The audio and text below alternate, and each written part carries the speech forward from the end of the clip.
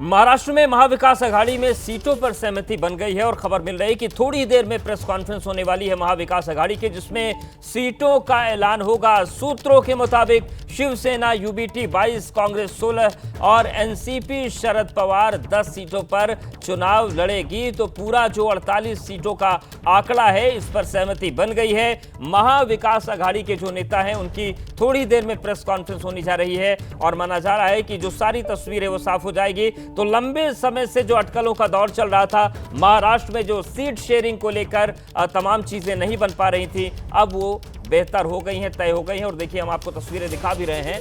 महाविकास आघाड़ी की बैठक बस शुरू ही होने वाली है और इसमें जो सीट शेयरिंग का फॉर्मूला है वो तय हो जाएगा। और हमारे सहयोगी सूरज जुड़ गए हैं। सूरज, क्या जानकारी मिल रही महाविकास आघाड़ी में सीट शेयरिंग को लेकर? जी बिल्कुल, देखिए तीनों पार्टी के जो शीर्ष नेता हैं वो फिलहाल जहाँ पर प्रेस कॉन्फ्रेंस होने वाली है वहाँ पहुंच गए हैं। कुछ ही देर में मंच पर आएंगे, मंच पर आकर मीडिया को संबोधित करेंगे। जहाँ तक बात की जाए तो जो फॉर्मूले की बात कर रहे हैं, तो वो फॉर्मूला अब तक जो सामने आ रहा है उसके मुताबिक 22, 16 और 10 इस पर मुहर लग चुकी है, लेकिन औपचारिक तौर पे ऐलान करना अभी बाकी है। तो कुछ ही समय में सारे जो तीनों शीर्ष नेता है वो मंच पर आएंगे और इसका आधिकारिक रूप से ऐलान करेंगे। आपको बता दें कि अभी तक जो ऐलान किए गए हैं औपचारिक तौर पर, वो शिवसेना ने 21 सीटों पर अपने उम्मीदवारों के नाम ऐलान किए हैं, कांग्रेस ने 13 पर और जो एनसीपी है शरद पवार की, उसने 7 सीटों पर अपने उम्मीदवारों के नाम का ऐलान किया है। तो जो पेच फंसे थे उसको लेकर जो लगातार राजनीति गर्म हो रही थी, अलग अलग पक्ष जो पार्टी के जो नेता है वो एक दूसरे पर आरोप प्रत्यारोप कर रहे थे, अपनी सीटों पर अपने उम्मीदवारों के नाम बता रहे थे। तो आज जितने भी पेच है वो पेच सुलझ गए हैं, बिल्कुल सुलझ गए हैं। सूरज, इस प्रेस कॉन्फ्रेंस पर नजरें आप बनाए रखिएगा। मृत्युंजय भी हमारे साथ जुड़ गए। मृत्युंजय, जिस तरीके से लंबी उहापोह चल रही थी, खासतौर से कुछ क्षेत्रों को लेकर, कुछ सीटों को लेकर, जिस तरीके से पूरा फॉर्मूला तय नहीं हो पा रहा था, अब सब कुछ ठीक है, सारी सहमति बन गई है? देखिए, अगर सब कुछ ठीक नहीं भी है तो अब ऐसा वक्त आ गया है कि उन्हें सब कुछ ठीक दिखाना होगा और इसीलिए ये प्रेस कॉन्फ्रेंस हो रही है। सब कुछ ठीक कैसे हो सकता है? जहां पर कांग्रेस आज तक अभी तक दावेदारी कर रही है, उस सीट पर तो शिवसेना के उम्मीदवार चुनाव प्रचार कर रहे हैं। उदाहरण के तौर पर सांगली की सीट में जो उसके अंतर्गत आने वाली विधानसभा है, उसमें एक भी शिवसेना के विधायक नहीं है। जो शिवसेना के विधायक है वो शिंदे गुट के हैं, बीजेपी के विधायक हैं, कांग्रेस के विधायक हैं, लेकिन वहां पर उम्मीदवार शिवसेना उद्धव गुट ने दिया हुआ है, इसलिए कांग्रेस नाराज है। भिवंडी की सीट है, भिवंडी की सीट पर कांग्रेस दावेदारी कर रही है, वहां पर एनसीपी से विवाद है। मुंबई की 2 सीटें हैं, साउथ सेंट्रल की सीट थी जहां पर वर्षा गायकवाड़ जो मुंबई कांग्रेस अध्यक्ष है खुद दावेदारी कर रही थी, वहां पर अनिल देसाई को उम्मीदवार उद्धव ने बना दिया। और नॉर्थ वेस्ट की सीट देख लीजिए क्या हुआ, संजय निरुपम ने पार्टी छोड़ दी। तो नाराजगी तो निश्चित तौर पर है। और एक और चीज कि शिवसेना क्षेत्रीय दल है, कांग्रेस राष्ट्रीय पार्टी है। एक राष्ट्रीय पार्टी मुश्किल से 17 सीट पर लड़ने जा रही है, ऐसी स्थिति बन गई है। तो आप इससे नाराजगी तो कार्यकर्ताओं में है।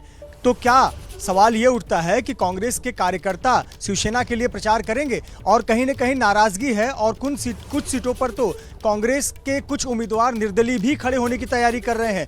अभी तक की जमीनी हकीकत यही है। लेकिन जैसा कि आपने कहा कि क्या सब कुछ ठीक है, अब वो वक्त गुजर गया। अब तो सिर्फ महज 10 दिन बचे हैं पहले राउंड की वोटिंग होने में। अब अगर सब कुछ ठीक नहीं भी है तो उन्हें एक मंच पर बैठकर ये कहना होगा कि हाँ, हम सब कुछ ठीक है, हम लोकतंत्र के लिए, संविधान बचाने के लिए, मोदी सरकार को हटाने के लिए हम सब एकजुट हैं। इसी वाक्य को कहते हुए वो प्रेस कॉन्फ्रेंस करने वाले हैं और अब उन्हें ये जनता के बीच में मैसेज दिखाना ही होगा कि महाराष्ट्र विकास आघाड़ी एक थी और एक मन से और एक शब्दों के साथ मुद्दा लेकर जनता के बीच जा रही है। मृत्युंजय, जैसा कि आपने पूरा सारांश में पूरा समीकरण समझा दिया कि कहां पर क्या हो रहा है, बड़े नेता तो फिर भी बैठ सकते हैं, लेकिन जो जमीन पर कार्यकर्ता काम कर रहा है, जिसको पार्टी का झंडा और डंडा उठाना है, उसे क्या ये नेता समझा पाएंगे कि हम साथ बैठ गए हैं और तुम भी संघर्ष में कूद जाओ?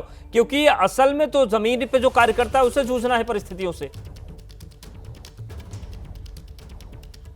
बिल्कुल सही कहा आपने, बहुत महत्वपूर्ण क्वेश्चन है, क्योंकि देखिए ये गठबंधन में यहाँ पर मजबूरी की गठबंधन बनी हुई है। यहाँ पर दल मिल रहे हैं लेकिन दिल नहीं मिल रहे हैं, दिल कार्यकर्ताओं के भी नहीं मिल रहे हैं। इतने वर्षों तक बाला साहब ठाकरे की पार्टी शिवसेना जो इतने वर्षों तक कांग्रेस का विरोध करती रही, क्या कांग्रेस के नेताओं को जाकर अचानक से शिवसेना के वोटर मतदान करेंगे? ये बहुत बड़ा सवाल है। क्या कांग्रेस के मतदाता शिवसेना के लिए वोट करेंगे या शिवसेना के कांग्रेस के? ये बहुत बड़ा सवाल है। तो कहीं ना कहीं कार्यकर्ताओं में सामंजस्य होना चाहिए। अभी भी कार्यकर्ता अपने नेता के पीछे हैं और नेता ऊपर से हाईकमान का या फिर अपने वरिष्ठ नेताओं के आदेश का इंतजार कर रहे हैं कि हमें प्रचार करना है, किन सीट पर करना है, कैसे करना है। अब तक देखिए कोई सामूहिक बिल्कुल मृत्युंजय, नजरें बनाए रखिएगा, आपके पास आएंगे। जैसे ही घड़ी का काटा दोपहर 2:30 पे आए, बबीता जी का दिल सास बहू साजिश के लिए मचल जाए। और ये है इनकी बहू, पूरे दिन ऑफिस की टेंशन हो जाए गॉन जब ये करें अपना फेवरेट शो फ्री टाइम पे ऑन। इनकी तरह आप भी देखिए अपना फेवरेट शो अपने टाइम पर और डाउनलोड कीजिए एबीपी लाइव ऐप अपने स्मार्ट टीवी पर।